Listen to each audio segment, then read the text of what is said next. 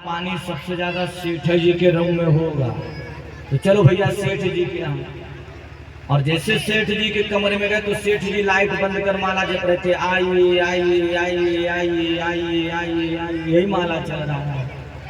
अब वो सारे चोर समझ गए, सेठ जी पहचान गए, इसलिए कह रहे आइए आइए आइए आइए।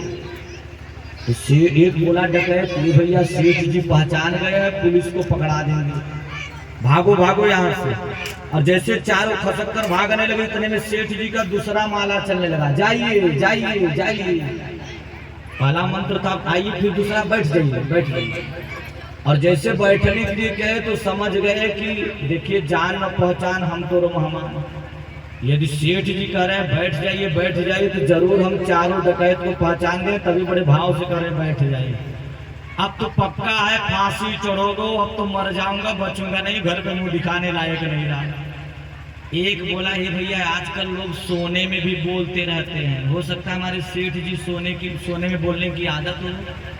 बोला हाँ भैया तुम बहुत सही कहो, चलो यहाँ से खसक लेते हैं। और जैसे निकलने के तो सेठ जी का तीसरा माला चलने लगा, जाइए जाइए जाइए। अब आइए के बाद बैठ जाइए के बाद जाइए, जो कहे जाइए जाइए तो चारों समझ गए सेठ जी पक्का पहचान गए, अब जेल में पकड़ा ही देंगे पुलिस को, इसीलिए कह रहे हैं जाइए जाइए, तुम तो खैर नहीं।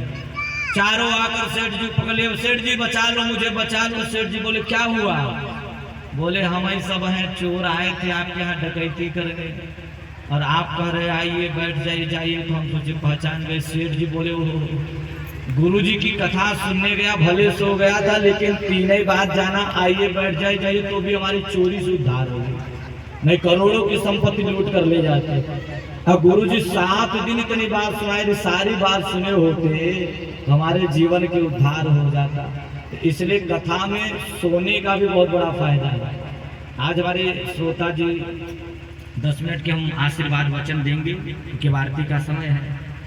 तो श्रोता जी आज कह रहे थे गुरुजी आपकी सारी कथा समझ में आई, मुझे एक बात नहीं समझ में आया। दोपहर में पूछ रहे थे मुझसे, हमने कहा गद्दी से बताऊंगा, बताइए क्या बात है।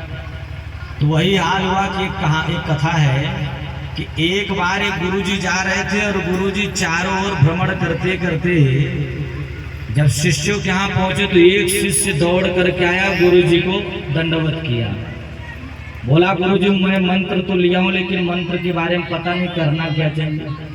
तो गुरुजी बताए कि मंत्रात्रायते मंत्र है। मंत्र है क्या? बोले जो मन को तार दे उसी को कहते हैं मंत्र।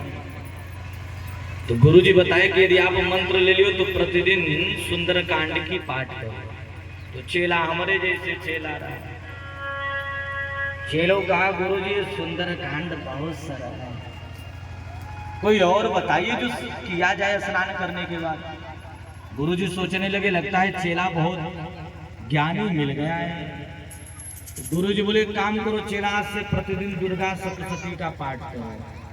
चेला बोला गुरुजी दुर्गा सप्तशती भी बहुत सरल है, कुछ और बताइए।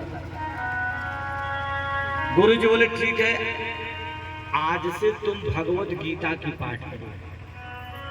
श्रीमद् भगवत